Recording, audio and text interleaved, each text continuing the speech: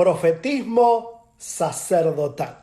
Voy a tratar este tema desde la perspectiva de la cristología, o en otras palabras, desde la perspectiva de los oficios de Cristo. Yo me imagino que algunos de quienes se conectaron, siendo pastores y líderes, están habituados a hablar del tema de los oficios de Jesús.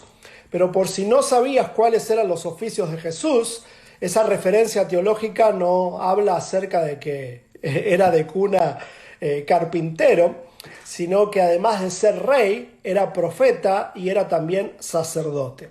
Por todo el Nuevo Testamento y sobre todo desde los Evangelios, encontramos referencias a Jesús desde esas tres perspectivas o desde esos tres oficios. Jesús tenía y tiene el oficio de rey. Él administra su vida primero y también la creación y también la misión que Dios puso en sus manos en el texto bíblico y lo sigue haciendo hasta hoy. Y también tenemos referencias en los 4 evangelios respecto a Jesús como profeta y como sacerdote. Básicamente, ¿qué es un profeta? En un ratito voy a responder qué no es un profeta, pero vamos a lo que sí es. Es alguien que tiene un mensaje de parte de Dios. Y hagamos una diferencia aquí, porque por un lado está quien profetiza y por otro lado está el profeta. Quien profetiza es alguien que comparte esporádicamente o de manera puntual un mensaje de parte de Dios. Pero el profeta es alguien que hace de compartir mensajes de parte de Dios su identidad y su misión. ¿Y por qué incluyo la palabra sacerdotal? ¿A qué me refiero? Bueno, me refiero al otro oficio de Jesús, a el rol de sacerdote. Desde el Antiguo Testamento podemos encontrarnos con que en el texto bíblico un sacerdote es alguien que le habla a Dios de parte del pueblo. Y es muy interesante esta combinación, porque un profeta es alguien que le habla al pueblo de parte de Dios, pero un sacerdote es alguien que le habla a Dios de parte del pueblo. Repito eso porque es increíblemente importante. El profeta le habla al pueblo de parte de Dios, o sea, viene con un mensaje de parte de Dios, y el sacerdote le habla a Dios intercediendo por el pueblo. Y combiné estas dos palabras porque creo que ambos oficios de Jesús son vitales para el liderazgo cristiano de hoy. Tenemos que hablarle a la gente de parte de Dios. Tenemos que compartir lo que Dios quiere que compartamos. Y a la vez tenemos que acercarnos a Dios con un corazón sacerdotal, intercediendo por ellos, hablándoles a ellos de parte de Dios con amor, con misericordia. Así como hizo Jeremías, que por ejemplo escribe el libro de Lamentaciones. Porque si bien él viene al pueblo a darles una advertencia, él tiene un corazón pastoral, o en otras palabras, sacerdotal. Él sufre con el dolor de la gente. Yo sé que la caricatura de los profetas del Antiguo Testamento, instalada en el inconsciente colectivo de la iglesia, es que era siempre gente enojada, gritona, rara y que venía al pueblo con amenazas. Pero esa es la caricatura, no lo que encontramos en el texto bíblico. En el texto bíblico encontramos que los profetas, aunque muchas veces compartían advertencias al pueblo de parte de Dios y venían con palabras de exhortación, tenían un corazón sacerdotal. No venían a amenazar al pueblo porque estaban enojados con el pueblo. Venían a advertir al pueblo porque temían por el pueblo. O sea, tenían el corazón de alguien que se duele con el dolor de la gente. ¿Por qué? Porque los profetas, los verdaderos profetas, conocen el corazón de Dios. Y cuando Dios tiene advertencias para el pueblo, son advertencias que nacen de su identidad. Esa que pudimos terminar de conocer en la encarnación del Verbo, Jesús. Por eso el apóstol Juan nos dice estas palabras tan importantes: Dios es amor. Esa es una declaración que muchas veces abusamos y repetimos como cliché, pero es una declaración increíblemente teológica. Y de hecho es increíblemente profunda, porque denuncia, delata, exhibe la identidad de Dios. Algunos de ustedes me han escuchado insistir con esto a través de los años. Todo lo que Dios dice, lo dice por amor. Todo lo que Dios nos lo advierte por amor. Cuando Dios dice que sí por amor. Y cuando Dios dice que no por amor. Así que cuando Dios le da un mensaje a sus profetas para compartir con el pueblo, lo hace por amor. Y por eso nos toca a nosotros agregar ese adjetivo, ser profetas sacerdotales, ser como Jeremías y ser como todos los profetas bíblicos y que tuvieron el favor de Dios, que sí decían cosas fuertes a veces, pero las decían por amor y no por juicio. Las decían porque querían lo mejor para el pueblo. Y entonces esa advertencia y ese aparente juicio tenían la motivación de la redención, de mostrar el amor de Dios. Anticipé que ahora iba a decir que no es un profeta. Bueno, cuando hoy miramos la caricatura popular acerca de los profetas, encontramos varias ideas por ahí que tienen más que ver con el chamanismo latinoamericano o tienen más que ver con algunas cosas dando vueltas por la sociedad secular que con lo que verdaderamente revela la palabra de Dios. Lo primero que debo aclarar es que cuando uno analiza qué hacían los profetas y quiénes eran y va al texto bíblico con entendimiento, se da cuenta de que los profetas no eran videntes. No eran adivinólogos que siempre le estaban adivinando a la gente qué pensaba, qué sentía, qué iba a pasar, qué iba a suceder en su futuro. No, lo que ellos traían era un mensaje de parte de Dios. Eventualmente, de manera excepcional, alguna vez encontramos que tenían palabras de ciencia. O sea que Dios les revelaba algo para ayudarle a una persona a encontrarse con la verdad de Dios. Sin embargo, esa no era la nota común. Y eso no era lo que los definía. Cuando el pueblo de Dios escuchaba que venía el profeta, ellos no pensaban que venía un adivino. Eso era de los pueblos paganos. Eso no es lo que hacían los profetas. Lo que hacía el profeta era compartirles un mensaje de parte de Dios porque él tenía una intimidad que ellos no tenían. Y esa es otra idea importante. Voy a volver a esa idea en un ratito. Otra cosa que no es un profeta, medio que tiene que ver con lo anterior, no es un futurólogo. Los profetas del Antiguo y del Nuevo Testamento no se la pasaban hablando del futuro. Continuamente hablaban del presente. Claro, a veces traían advertencias respecto a un futuro sin obediencia. Muchas veces la nota común de esas advertencias era: Dios dice que hagamos esto, y si no lo hacemos va a pasar aquello. Pero no era que estaban adivinando continuamente lo que iba a suceder en el futuro, como si fuera que saben el horóscopo evangélico. Yo hoy miro por ahí y veo que de tanto en tanto reaparece la moda de traer adivinos evangélicos a definirnos el futuro. Y que usualmente esto les va a molestar a algunos. Cuando comparten lo que Dios les reveló, siempre es algo que nosotros deseamos. Tiene que ver con nuestros anhelos, tiene que ver con nuestras agendas, tiene que ver con lo que a nosotros nos gusta. Y de hecho, esa es la tercera denuncia que tengo que hacer. Los profetas bíblicos no solo no eran videntes ni futurólogos, sino que tampoco eran aduladores. De hecho, eran todo lo contrario. No era gente que siempre venía a decirle elogios a los gobernantes o a los líderes de turno o a la gente. A mí a veces me hace sospechar cuando escucho algunas profecías por ahí y siempre terminan en a las naciones. Dios te hará famoso y yo declaro que tú lograrás un éxito como hoy deseas. Y yo sé que ese sueño interior que siempre has escondido, yo te lo declaro. Dios cumplirá esos sueños y esas promesas que alguna vez te hizo siempre se cumplirán. Claro, todas las promesas que Dios hace se cumplen. ¿Por qué? Porque Dios no es mentiroso.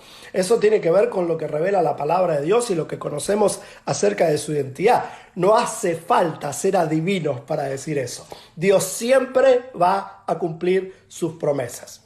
Con lo que yo tengo que tener mucho cuidado es con decirte lo que tú quieres escuchar. Si yo quiero ser un verdadero profeta, tengo que decirte lo que Dios quiere que te diga y no que yo te diga lo que te va a emocionar para producir una reacción positiva inmediata. Por eso tengamos mucho cuidado con los aduladores que se suelen llamar profetas. Bueno, voy a parar acá, ahora sigo, pero leo un poquito los comentarios y las cajitas, como hice las veces anteriores. Los sueños pueden ser una profecía. Bueno, tenemos casos en la Biblia donde Dios habló a través de los sueños y tuvo que venir un intérprete o un profeta, como fue el caso de José. Hubo otros que vivieron la misma situación. Así que excepcionalmente podemos considerar que sí. Y Dios puede comunicarse con nosotros como desea. ¿Qué piensas de la frase Dios me dice que te diga? Y creo que es una frase muy manipuladora.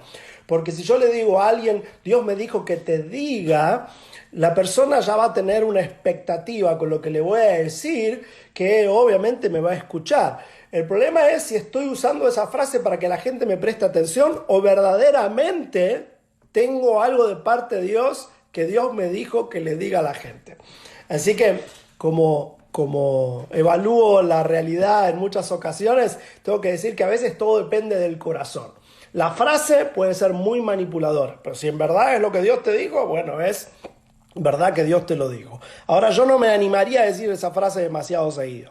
Cuando comparto un mensaje, una predicación, usualmente lo que estoy compartiendo es lo que yo voy aprendiendo, lo que yo voy interpretando, y hay atisbos de cosas que Dios me ha revelado en mi búsqueda de Él que quiero compartir con otros.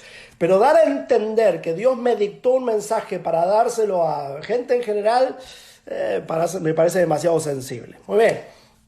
Hay iglesias que se llaman proféticas y se la pasan profetizando. ¿Eso es correcto? Bueno, estoy compartiendo este tema porque quiero que tú respondas a esa pregunta. ¿Qué es verdaderamente profético? Porque uno puede utilizar la palabra y no estar ejercitando justamente el don o el llamado o el rol de la profecía. Yo creo que hay algunos sectores de la iglesia que no usan la palabra profetismo o profético y son más proféticos que los que abusan de la palabra profético. Hace algunos años atrás se había puesto de moda, por ejemplo, repetir continuamente esto que voy a declarar es apostólicamente profético o proféticamente apostólico. Y muchas veces era un abuso de palabras que se convertía en un cliché que no delataba que estábamos haciendo lo que Dios quería que compartamos. Así que por eso es importante este análisis. Genial, de Honduras.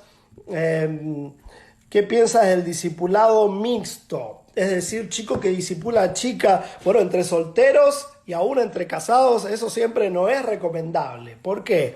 Porque obviamente es abrir una puerta a una posibilidad de tentación. Yo creo que lo correcto es hacerlo en el mismo género. Eso evita que el grueso de nosotros que somos heterosexuales sintamos una tentación fuera de lugar con el discípulo o el discipulador. Claro, no soluciona eso para quienes tienen luchas con la homosexualidad, pero sepan todos que quienes tienen luchas con la homosexualidad, según algunos índices, no representan más de 5% de la población. Así que para el grueso de nosotros, los heterosexuales, es conveniente que sea la relación en el género. Muy bien, sigo. Entonces, ya respondí qué es y qué no es el profetismo. Ahora, ¿qué hace el profeta en un sentido más amplio? Cuando decimos que lo que hace es compartir un mensaje de parte de Dios, ¿qué hace exactamente? Si no es futurólogo, si no es adivino y si no es un adulador. ¿Qué es lo que hace el profeta? Bueno, dejemos que responda el texto bíblico y no nuestras caricaturas. ¿Qué dice el texto bíblico? Bueno, hay muchos textos importantes, pero uno de los vitales está en 1 Corintios 14, que es un texto que todos los líderes cristianos debemos conocer. Si estás en el liderazgo y no te sabes bien qué dice 1 Corintios 14, dale una buena leída. 1 Corintios 14 y 1 Corintios 12 son fundamentales para establecer con claridad cuál es el orden de la iglesia, cuál es la estructura lógica de la iglesia. En el medio tenemos el capítulo del amor. ¿Por qué? Porque ahí tenemos esta variación entre dones, talentos, qué es lo importante, las prioridades de parte de Dios, el amor primero, se habla de algunos dones espectaculares como el don de lenguas, pero allí insiste en el capítulo 14 el apóstol Pablo que fuera del amor, lo más importante en cuanto a acción de la iglesia es justamente profetizar, hablar de parte de Dios. Y en el versículo 29 da 3 ideas o 3 pautas fundamentales. Dice que la palabra profética edifica, corrige y consuela. Claro, los elogios a veces edifican el ego y por eso los sentimos atractivos. Pero en realidad Pablo está hablando de edificar la iglesia. Como le dice a los Efesios en el capítulo 4, los dones, los talentos fueron dados a la iglesia para edificación de los santos. Para que los santos, para que el pueblo haga la obra que Dios nos ha encargado. Así que es para equipar que damos palabras de parte de Dios. Lo segundo que menciona allí es que corrigen. Y justamente la corrección a veces es antipática y no un elogio. Esto no está bien, esto hay que cambiarlo. Como dije en el primer live, yo sé que otros de los mitos dando vueltas por la iglesia de hoy es que juzgar es algo que los cristianos maduros no hacen. Bueno, es un disparate creer eso. ¿Por qué? Porque el texto bíblico nos invita a juzgar. De hecho, en este mismo capítulo, el apóstol Pablo nos anima a evaluar las profecías. O sea, tenemos que pesar lo que se dice. Tenemos que examinar todo, dice en otra ocasión, y retener lo que es bueno. O sea, descartando lo que no es bueno. Hay cosas que hay que descartar.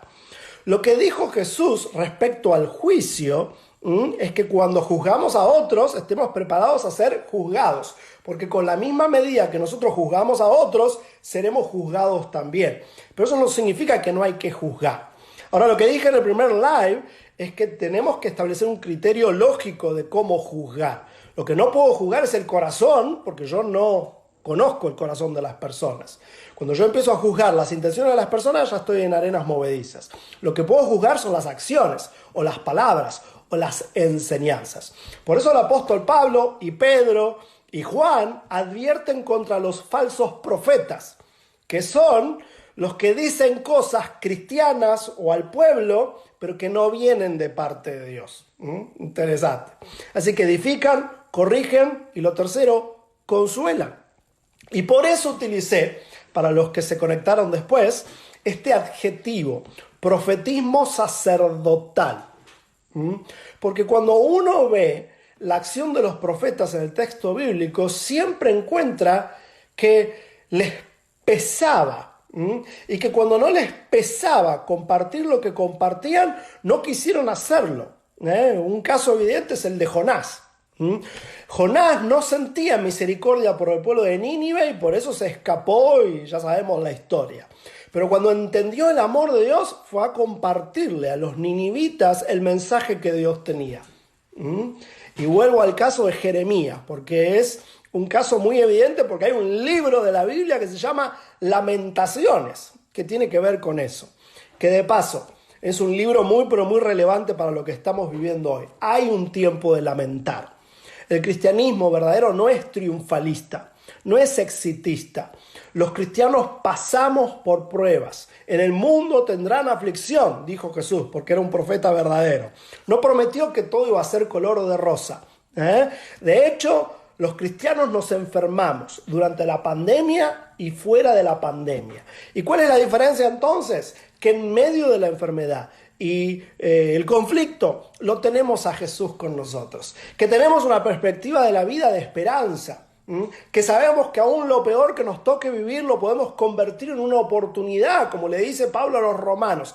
Todas las cosas sirven para bien para aquellos que aman a Dios. No porque todas las cosas son buenas. Por eso es increíblemente tonto cuando, por ejemplo, en un funeral, un cristiano se le acerca a alguien que perdió un familiar y le dice: no llores o no tengas tristeza, porque todas las cosas funcionan para bien. ¿Cómo no va a estar triste a quien se le murió a alguien? Por supuesto que tiene que estar triste. Lo que puede es confiar que aún esa circunstancia puede convertirse en una oportunidad desde la perspectiva de Dios. Por eso es que tenemos que saber consolar con sabiduría, con el corazón de Dios, que manda a sus profetas a advertir de lo que está mal, pero por amor, por misericordia y por gracia. Porque esa siempre fue la motivación de Dios. Paso a lo siguiente, me puedo quedar con cada punto, por ahí les va. ¿Cuál es la diferencia entonces entre los profetas del Antiguo Testamento y los de hoy? O los profetas de la antigüedad, quizás es mejor la pregunta, y los de hoy. Bueno, yo prefiero esa segunda pregunta, porque una idea dando vueltas por ahí entre la mitología evangélica es que hay una diferencia entre los profetas del Antiguo Testamento y los del Nuevo Testamento. Yo sé que estoy denunciando a alguno, no le pongo nombre, no quiero hablar mal de nadie, pero he escuchado estas ideas dando vuelta por ahí y la verdad es que voy al texto bíblico y tengo que decir que no encuentro ningún tipo de asidero para decir que hay una diferencia entre los profetas del Antiguo Testamento y los del Nuevo Testamento. Los profetas hablaban de parte de Dios, punto. Los del Antiguo, los del Nuevo y los de hoy. Decir que los profetas del Antiguo y los de hoy eran distintos, o los del Antiguo y los del Nuevo eran distintos, es igual de disparatado que decir que hay un Dios en el Antiguo Testamento y un Dios en el Nuevo Testamento. Dios el mismo hoy, ayer y por los siglos. Lo que fue cambiando es nuestra percepción. Por eso hay una progresión de revelación teológica. En el Antiguo Testamento, el Mesías era la promesa por venir. Luego vino, Dios se encarnó, habitó entre nosotros y ahora le conocemos. Hoy podemos responder, ¿cómo es Dios? Como Jesús. Entonces hay una progresión de revelación, pero no es que cambia el rol. Los profetas del Antiguo y del Nuevo Testamento hablaban de parte de Dios. ¿Cuál es la diferencia entre los de la antigüedad? Ahí lo voy a decir mejor. Los de la antigüedad y los de hoy, ahí les va. Y miren cuánto de esto tiene que ver con simple sentido común.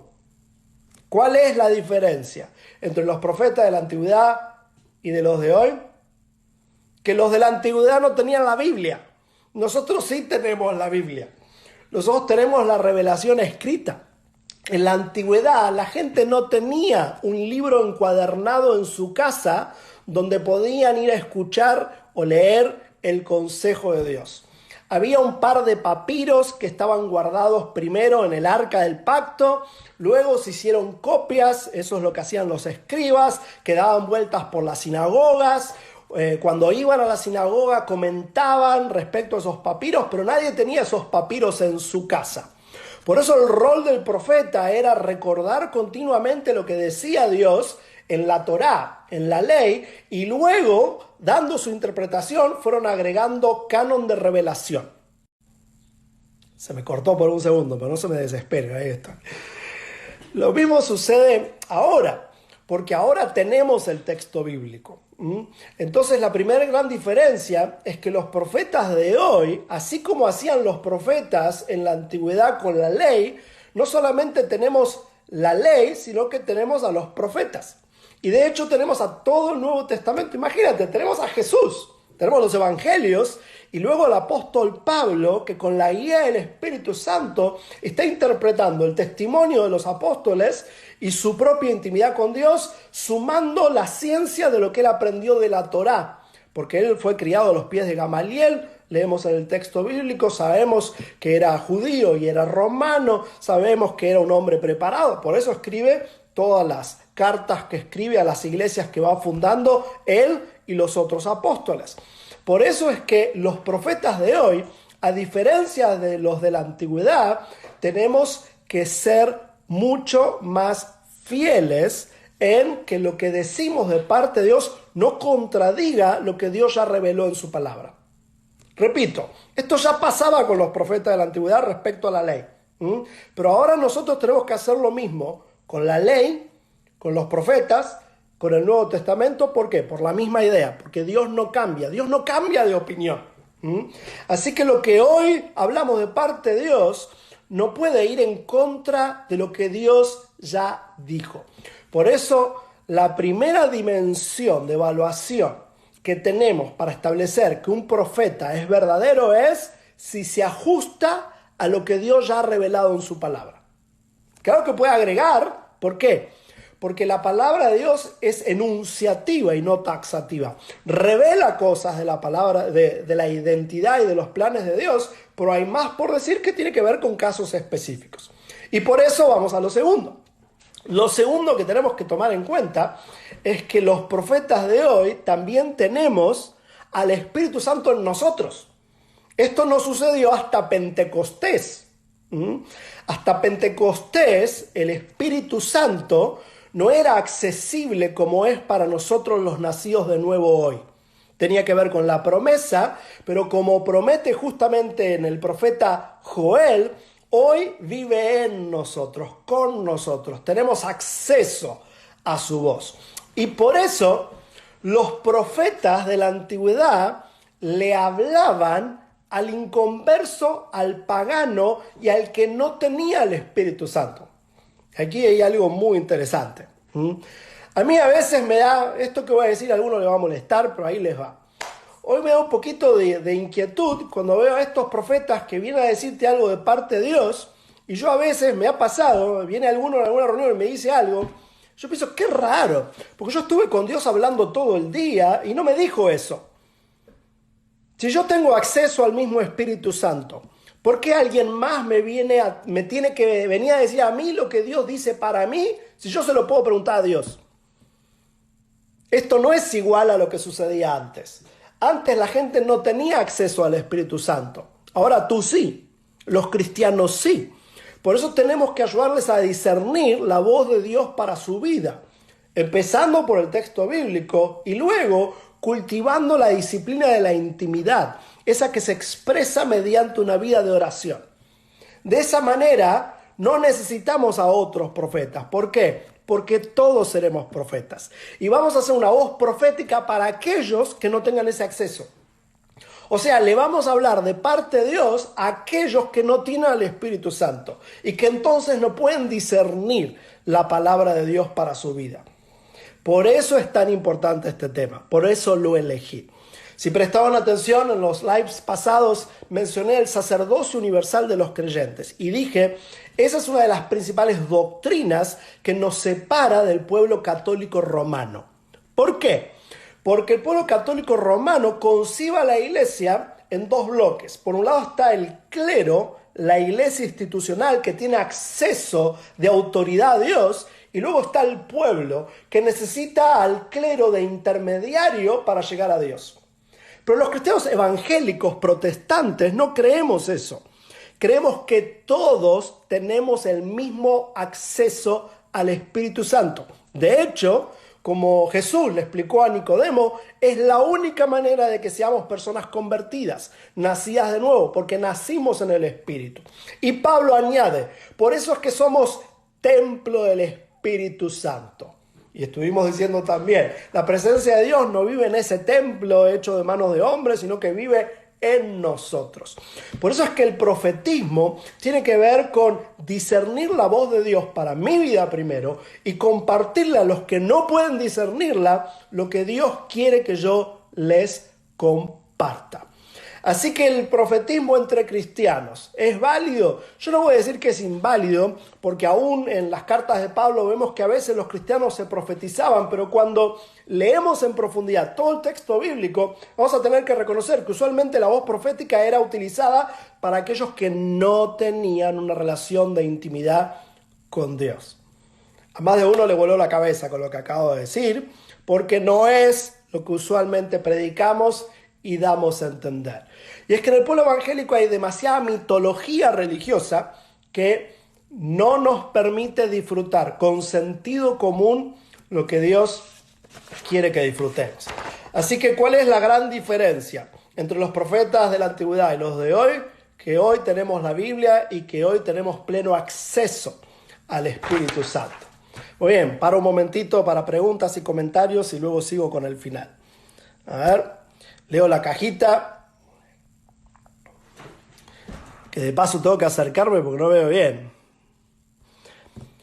¿Está mal decir en una oración yo declaro? di que declaras lo que quieres, pero la verdad es que ¿qué significa? Es la pregunta. El creer que decir yo declaro tiene más autoridad que no decir yo declaro, bueno, eso es bastante tonto. ¿Sí? No es una palabra mágica, yo declaro. No es abracadabra versión evangélica. Pero si estás declarando algo, está muy bien. Declara cosas buenas y cosas que Dios declara. A ver. ¿Cómo sabemos que es real la interpretación de una profecía? Bueno, algo dije. Número 1, no contradice nada de lo que Dios ha revelado, tanto en su palabra como en el discernimiento común de la iglesia. Número 2, a veces hay que preguntarse, ¿por qué Dios va a querer decirte eso respecto al futuro? ¿En qué te ayuda a ser más obediente? Si simplemente te da una esperanza emocional, bueno, puede ser que eso pase por el lado del consuelo. Pero yo a veces he visto por ahí o he escuchado de gente que recibe uno de estos dichos proféticos y no puede hacer nada al respecto. No le termino de ver el valor de por qué tanto necesitamos conocer el futuro. Tenemos que confiar en Dios por sobre todas las cosas. Un vivo de los apóstoles, a ver si tratamos ese tema otro día. Bueno, muy bien. ¿Cómo ser una persona más productiva en este tiempo? Bueno, hice un live de eso, busca por ahí. ¿Existen los verdaderos profetas, Lucas? Claro que sí, los que comparten palabra de Dios. Escucha todo esto que estamos diciendo y ahora te va a quedar más clarito en el final. Bien, diferencias entre palabra de ciencia y palabra de sabiduría. Ha habido mucha discusión con la diferencia entre palabra de ciencia y palabra de sabiduría. Palabra de ciencia es tener una revelación respecto a algo que luego la ciencia puede corroborar. Y palabra de sabiduría tiene que ver con interpretar la realidad desde un marco de sabiduría. O sea, con tu conocimiento de Dios, tu conocimiento de la gente, el conocimiento de tu historia, tu testimonio, la experiencia te da sabiduría, te ayuda a interpretar cómo ayudar a otra persona. Eso no es otra cosa que darle un consejo sabio a otra persona. ¿Ven? Claro, pero yo sé, algunos vienen por el lado de la adivinación. No necesariamente es eso. ¿Ven? Cierro entonces. ¿Necesitamos profetas hoy? Claro que sí. Por eso traté este tema. Necesitamos profetas hoy. Y de hecho espero que si no sabías de que Dios quiere que hables de su parte, lo sepas. Espero que alguno descubra que Dios le está llamando a la acción profética y sacerdotal.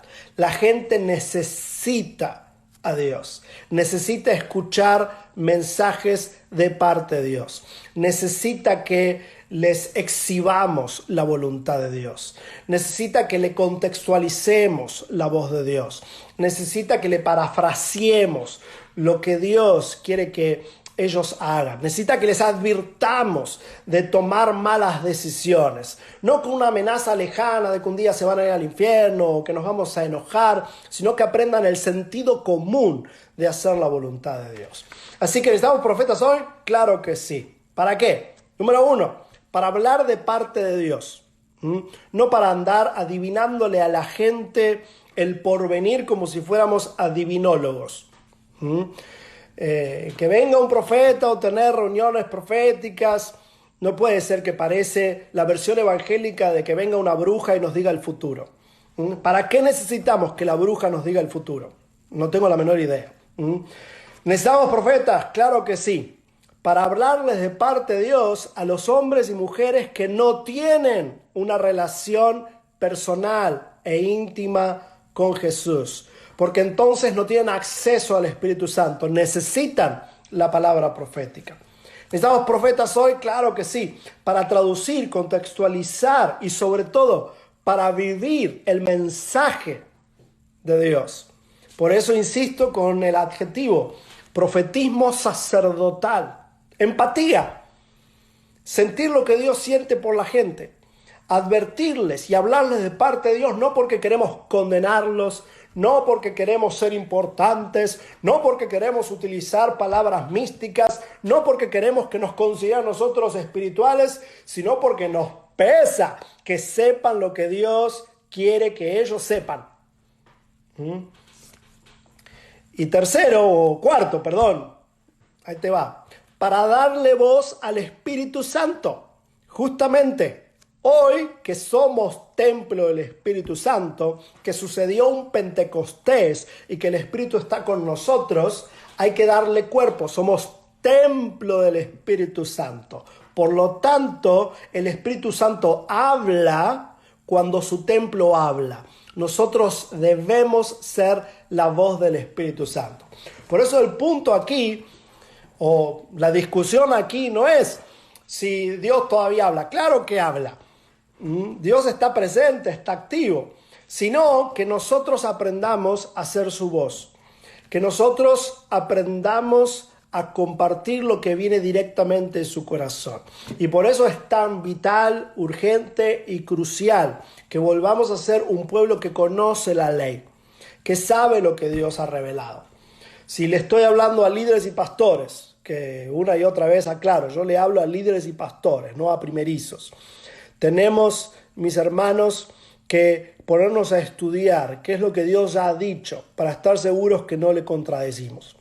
Tenemos que ponernos a hurgar, indagar y profundizar en conocer su identidad, porque cuando más conocemos su identidad, mejor entendemos lo que Él hace y lo que quiere hacer y lo que quiere que nosotros hagamos.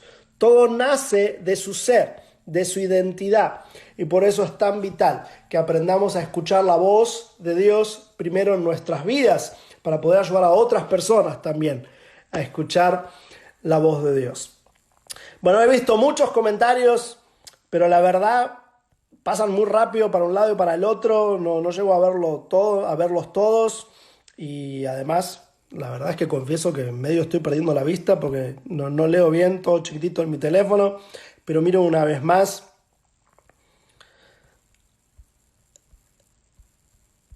Las preguntas, dice, ¿qué opina de pactar una profecía? Con Dios no se negocia, me parece una payasada decirle a Dios que voy a hacer algo. La verdad es que cumple con lo que tienes que hacer, Dios siempre va a cumplir con su palabra.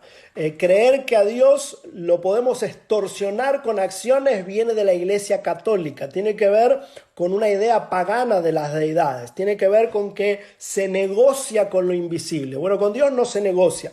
Por eso desde el texto bíblico tenemos un Dios que hace pactos unilaterales. No es mi tema hoy, pero Dios hace un pacto con sí mismo. Yo te bendeciré para que seas de bendición. No es te bendeciré si me das la ofrenda. El punto es, si aprendes a dar la ofrenda, serás una persona generosa, y cuanto más inviertas en la obra de Dios y crece el reino de Dios en la tierra, más serás bendecido porque tienes más herramientas para ayudar a otras personas. Pero no es una cuestión de moverle la mano a la deidad. No. Así que ojo con todo eso. Muy bien, dice, ¿qué pienso de las escuelas proféticas y apostólicas?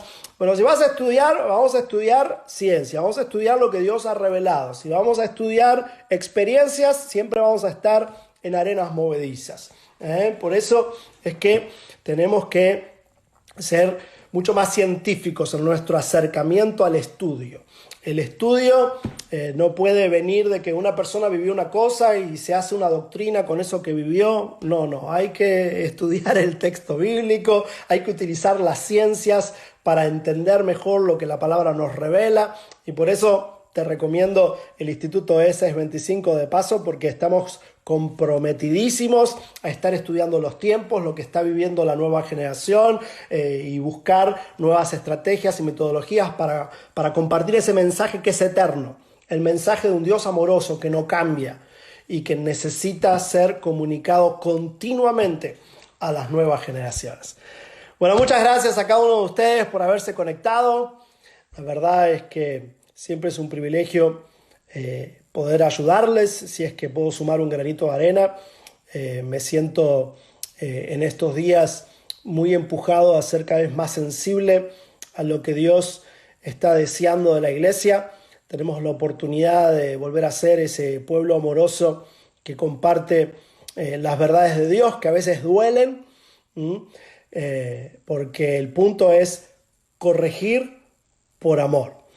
Los inmaduros, cuando corrigen a otros, corrigen por amor a sí mismos. Pero los maduros, la gente espiritual, corrigen por amor. Y ojo con la idea de que si somos amorosos no corregimos, porque un padre amoroso disciplina, así como Dios hace con nosotros. Termino con Proverbios 3:3. Tiene una combinación fabulosa para este tema. Dice allí el sabio Salomón: ata siempre a tu cuello la misericordia y la verdad. Es una linda combinación esa. ¿Por qué? Porque hay gente que por tener misericordia no dice la verdad. Y hay gente que por decir la verdad se olvida de la misericordia. Ambas deben sumar fuerzas, hacer un buen enlace. Cuando logramos hacer eso, vamos a ser profetas, sacerdotes. Le hablamos a la gente de parte de Dios y venimos con el corazón de Dios a hablarle a la gente, porque también intercedemos por ellos, queremos lo que Dios quiere. Y entonces a veces le pedimos al Señor que nos dé más sabiduría para aprender a hablarle a la gente con mayor fidelidad. Chao a todos, seguimos conectados, estamos para servirte en ss25.com.